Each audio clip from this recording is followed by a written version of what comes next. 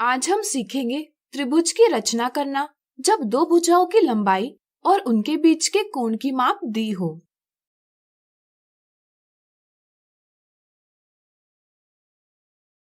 राहुल एक त्रिभुज एबीसी की रचना कर रहा था।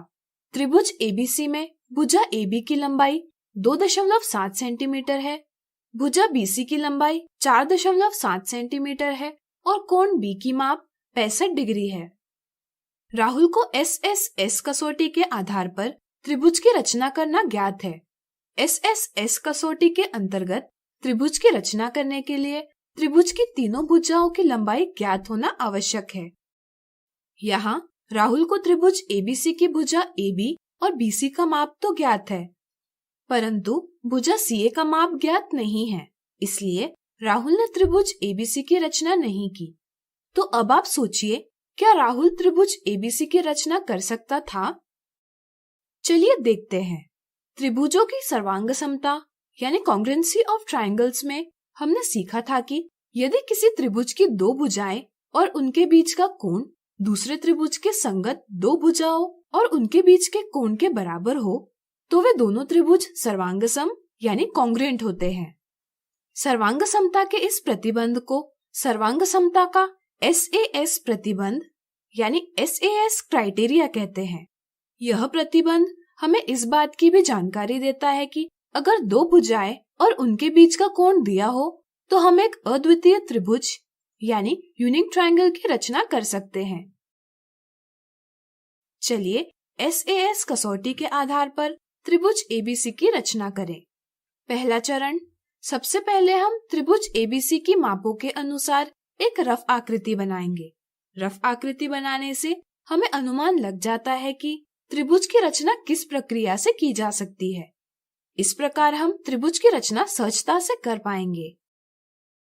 दूसरा चरण, इसके बाद हम 4.7 सेंटीमीटर की लंबाई का एक रेखाखंड यानी लाइन सेगमेंट खींचेंगे।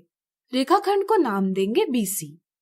तीसरा चरण, जैसे कि भुजा बीसी और भुजा एबी के मध्य कोण बी स्थित है और कोण बी 65 डिग्री का है, इसलिए हम चांदे यानी प्रोटेक्टर के उपयोग से बिंदु बी को केंद्र मानकर 65 डिग्री माप का कोण बनाएंगे।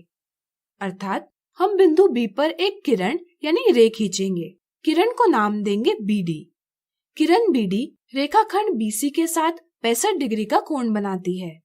किरण बीडी पर ही बिंदु ए स्थित है और हमें किरण बीडी पर बिंदु ए के सटीक स्थान को निर्धारित करना है।